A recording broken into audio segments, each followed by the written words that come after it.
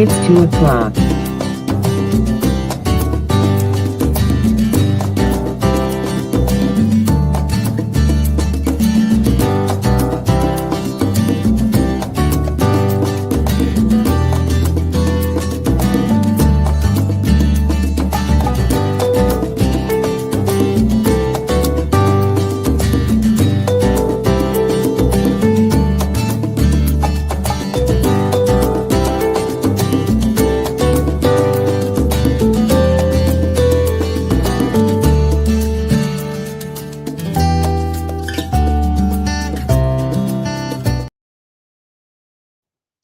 Hi everybody, how you doing? Good morning. I am so excited right now. It is just a blast and I'm right here inviting people to join me, letting them know, hey, I am online so they can go ahead and join me. There you go. All right. So, how is everybody doing? Okay. Okay, let me. So, how is everybody doing? You heard me twice. Okay. Hi, everybody. Happy Sunday. I am so excited, and I thank the Lord every day that I get up, that I'm able to serve Him and to deliver this word. I'm in the first to last. Next week will be my last segment on this with Jacob and Laman, the story of Jacob and how you apply it to business. And then I'll start another one. Look out for a book that I'm going to write and that it's going to help you also apply your business to your job. It's about 100 pages, but it's a little workbook and it's going to be great. You apply those sayings and I'll help you. Okay, so those of you who are just getting on and getting up and realizing, oh my gosh, it's 2 o'clock. So I'm here. But if you're joining me today, this is the fifth class on how to put God in your business with the story of Jacob. And today I am going to hit on Genesis 33. 1 through 20. If you want to get your Bibles out, you can join me as I read. What I do is I'll go ahead and read the verse to you, and then I'll tell you how do you apply it in your business. But before we go ahead and say that, you all know that I'm part of the Creative Spirit channel. If any of you were in the last Roku channel with the green and the purple in it, if you click on it, it's going to say some stuff that is untrue. Those of you know we have expanded, and it was the Creative Spirit channel to expand and go to another platform. Well, the last platform, I guess, they got jelly and decided to put this horrible thing on the channel when you click on it. So don't listen to that. We are starting. My CEO of the company is going after them to make sure they take that down because it's untrue, you know. So I just wanted to mention that in case any of you are looking us on Roku and we haven't been there, because our channel is being expanded. We have gone with another platform and they are remaking our channel. Hence the fact that we changed our logo to now this beautiful, sexy purple with green. So they're about to take that down. And I just wanted to share that with you before I start everything. You know, one thing I learned today in my pastor when I was in church, oh my gosh, it was so good. So if any of you follow me on uh, Facebook or, YouTube, you can go ahead and I posted the pastor's segment on my Facebook and you'll be able to see it. It is so good. Oh my gosh. Oh my gosh. To have that gift to deliver such a powerful message. Maybe one day I'll get there. Anyway, so right now, God is working on me baby steps, one day at a time, right? So I do baby steps. Okay. So, I'm going to go ahead, and if all of you are in Genesis 33, verse 1, I'll start reading all the way until 22, I think. And this is where Jacob meets Esau. Now you're probably saying, man, I missed all of this. Well, you can go back. That's one thing about YouTube. You can always go back on my Inspired Reflections page on YouTube or my Facebook. I tend to post it there, the previous lessons on Sunday. But I'll give you a brief synopsis and update of what's going on. If you remember back in the day, uh, Jacob and Esau are brothers, okay? And Esau was a hunter, right? Their father, I want to say this right. I think their father, oh my gosh, I can't believe I'm right. Maybe it's Isaac. I want to say it's right. I wish somebody was with me to correct me on that. But their father, I'm just going to say the father was about to die. He was blind and, he couldn't really see. And what happened is Jacob's mother, no, wait. Yeah, Jacob's mother was wanting him to make the soup. She was going to make the famous soup that she always makes that he likes. And then he told Jacob, come, and she put like fur in his arms too, because his brother Esau is very hairy. So I guess he was a hunter. He was very, and Jacob was this nice, clean boy, I guess. And she put fur on the arms and she went in there. She goes, go and get your father's blessing after you give him the soup. So he went in there to the father who was blind and was able to convince his father that he was Esau. And what happens is in those times, the prophets give a blessing and they can only give one blessing to their children. And he was going to give it to Esau because that was his favorite, but Jacob was the mother's favorite. So what happened? Jacob took Esau's blessing. And then Esau was away hunting, getting the food to make the soup for the dad, but the mother made a soup for Jacob.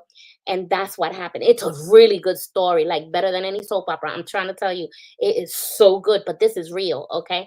So this is now many years later where Jacob had to work almost 22 years, 14 years, 7 years for Rachel, 7 years for her sister, and another couple of years to even get enough supplies for him to have money to be able to go. And he escaped Laban, so now Laban and that situation is over. You can see the previous message.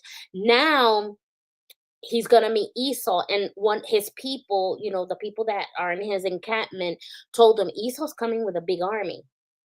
And he was like, "What?" Well, he sent so many cattle, sheep, ox, a whole bunch. He sent them with a whole bunch of presents.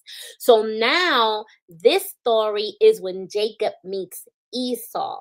So this is a continuation. If you want to read the whole story, you got to go to Genesis, but it's really good. I'm telling you, it's better than any soap opera. Anyway, here we go.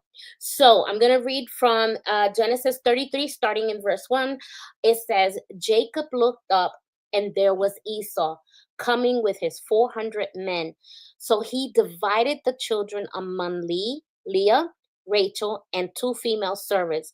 He put the female servants and their children in front, Leah and her children next, and Rachel and Joseph in the rear. He himself went on ahead and bowed down to the ground 7 times as he approached his brother.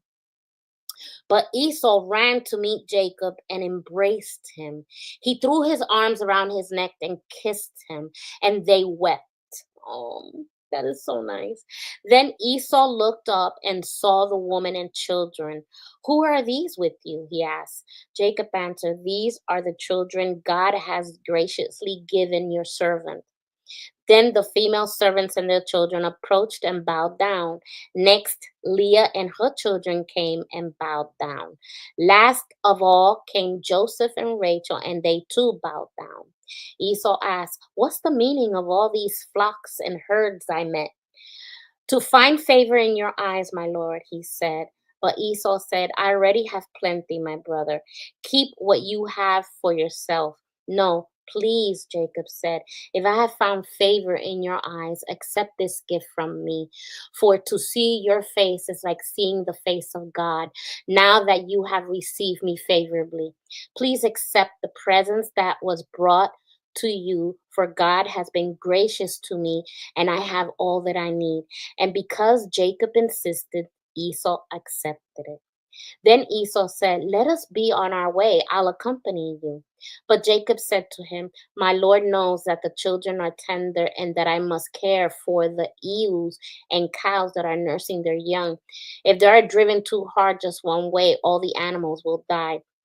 So let my Lord on go ahead of his servant while I move along slowly at my pace of the flocks and herds before me and the pace of the children until I come to my Lord in Seir.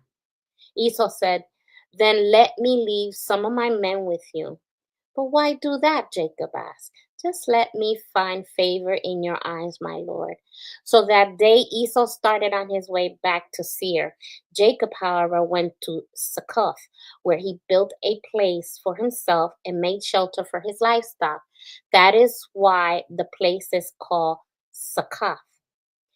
After Jacob came from Padan Aram, he arrived safely at the city of Shechem in Canaan and camped within sight of the city for 100 pieces of silver.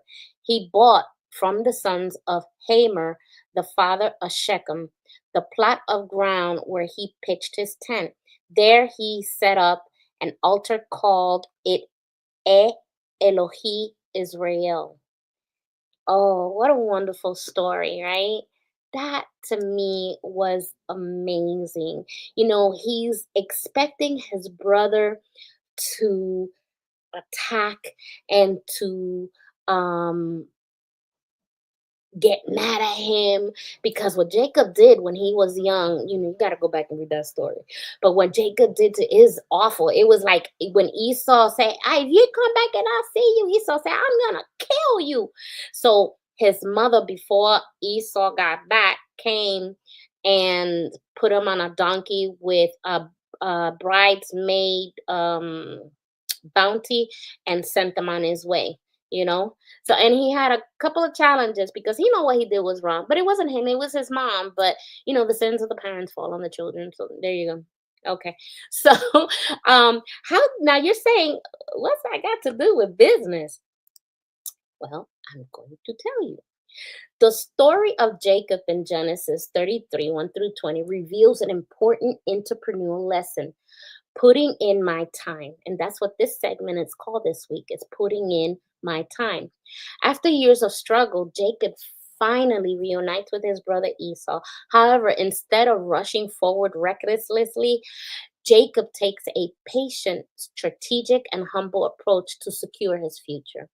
This passage teaches us persistence, patience, relationship management, and long term vision, key principles for small business success. Okay.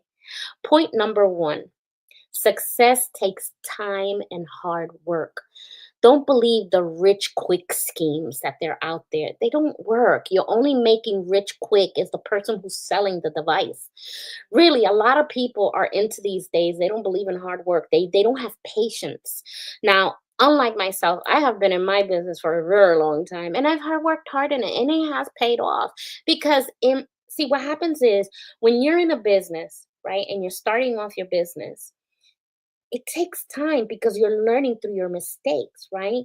So what used to work like this doesn't work like this. Like when I started out, okay, when I started my business, I was a painter. I sold 300 paintings and I was a painter, right? I wasn't painting anymore. All of a sudden now I am making bottles. So now I started making bottle designs. Oh, when they were gorgeous and they were selling. Oh my gosh, it was beautiful. Well, I got sick of bottles. That wasn't working.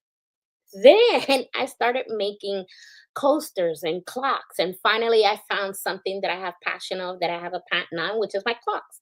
So and then God didn't stop me there, right? He made me a producer for the Creative Spirit channel, and then He gave me this channel. So you see how God, and that's in just in 1 year. I'm telling 2 years the most, and that's like crazy fast. So God has a purpose for me, and I don't know where I'm going because I am a maturing Christian going through growth, and where God leads me with this business, I don't know.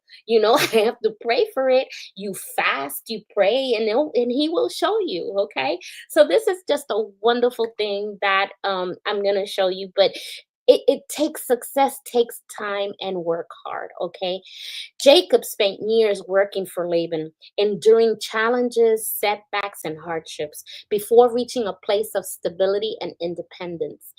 This is how you apply it for your business. Entrepreneurship is long-term journey, not a quick fix. Okay. So anybody who's selling you these things that are quick, here, you can make it overnight, 24 hours, you make 30,000. If that was the case, think about it. If that was the case, everybody would be rich, making 30, $40,000. It's a lie. Okay. The devil will try to take your money so you can go ahead and spend it on necessary things. For that, pay your tithe and let God work your business. Okay.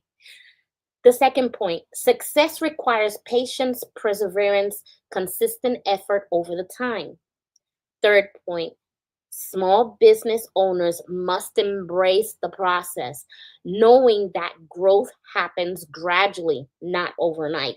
Even with the TV channel, we have gone through so many changes. And because we needed to learn, right? The first year is an idea and putting your ideas into realization. Okay. So grab your idea and make it real. Make it real, like realization. Okay. And then you're gonna learn that first year what you shouldn't do. You're settling in, you're getting to know, everything and the people you're gonna work with and the people God is gonna send you to see if they're a perfect match for your team. So you get that. The second year, it's growing your business. Okay.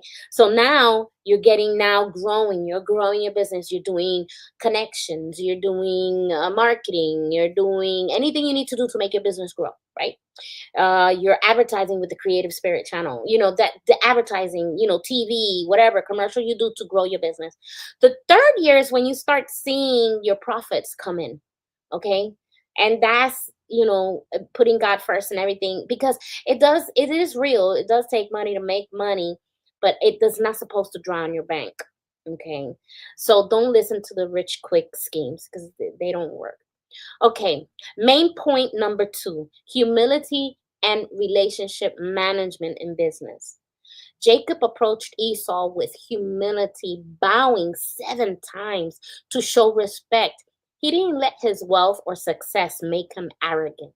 Okay, and that is wonderful because he know what he did was wrong, and he said he is older than him. Esau was older than Jacob, so it was like, oh man. So how you apply this to business relationships matter. Whether dealing with customers, competitors, or partners, humility and respect can strengthen professional connections. Networking and reputation play a big role in a long-term business success.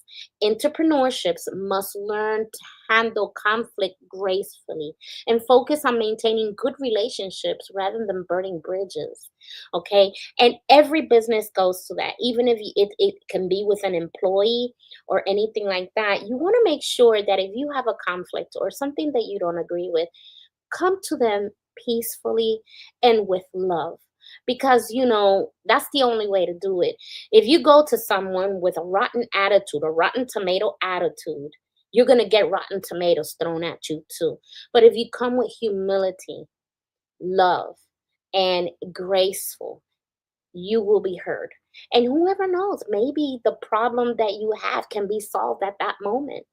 You just don't start making scripts in your head. Have you ever done that? You have a conflict with somebody, and all of a sudden you're making arguments in your head. You're arguing with the person before you even talk to them.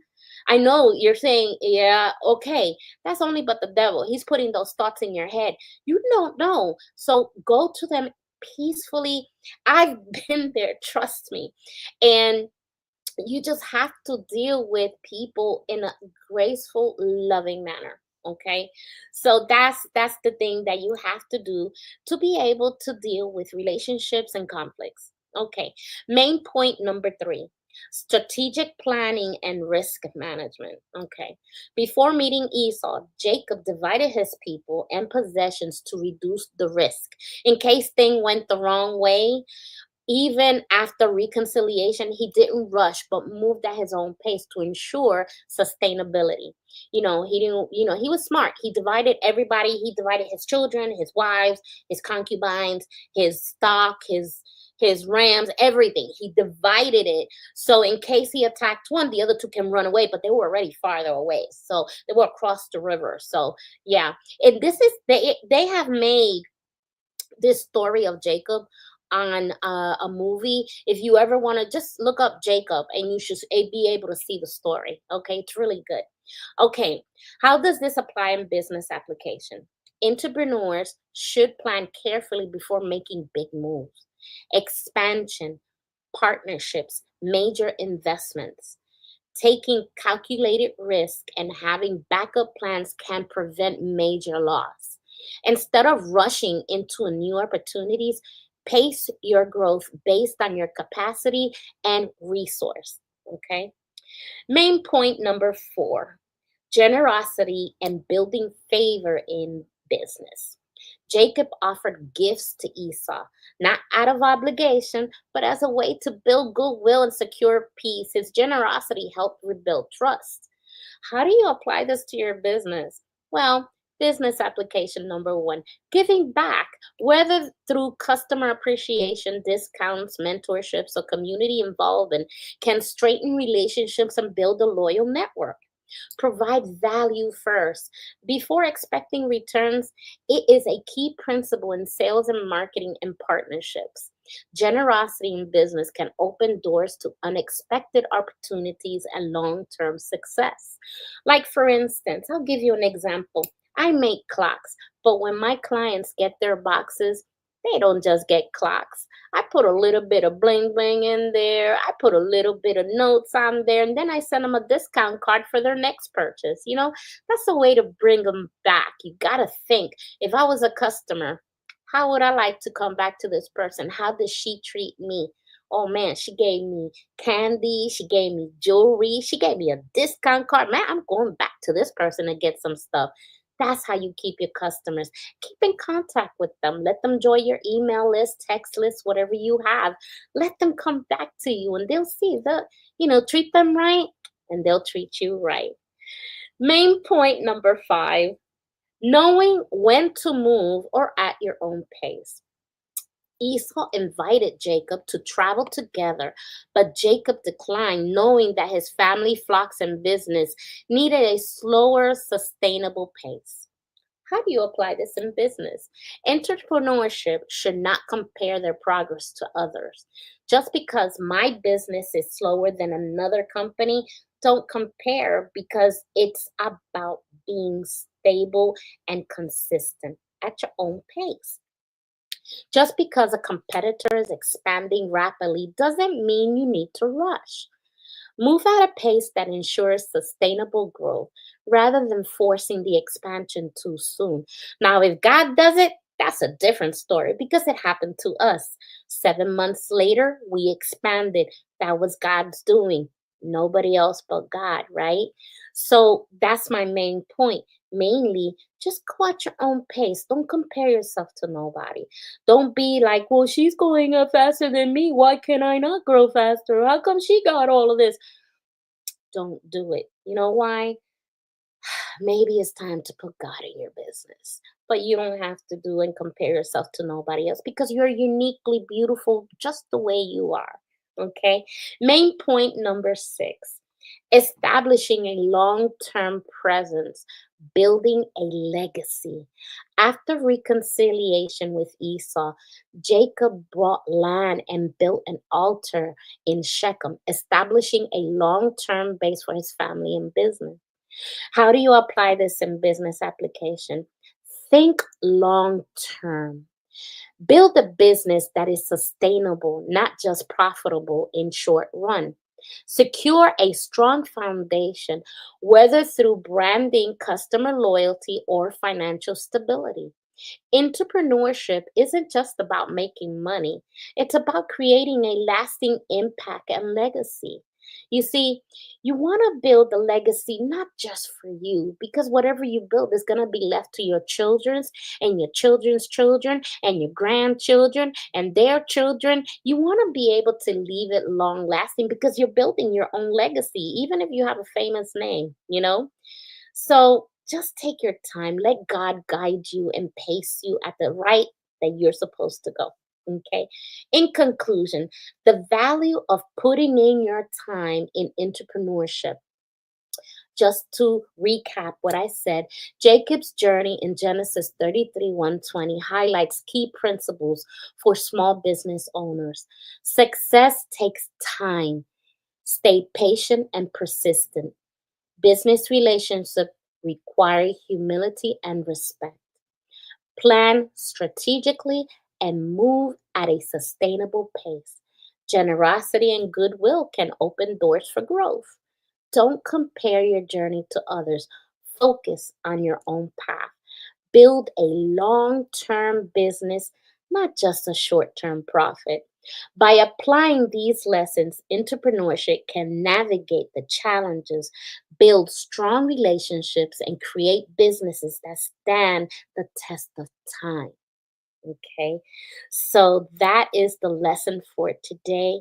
And I hope you enjoyed it because you know what? Your business is important. And what's more important than anything else that you have is the fact that you can put God first in your business and let Him work your business. Put Him center, give Him your all financially, wisdom first thing in the morning, pray to Him.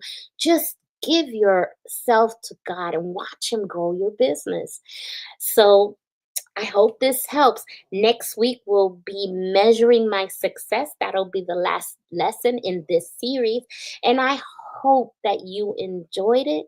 And just apply it. It's always on the Creative Spirit channel, and you can always recap on the Inspired Reflections YouTube channel as well. For today, I leave you with a lot of love and caring. I'm going to show you a couple of commercials and then we'll be done. Thank you so much, and I will see you next. Ciao.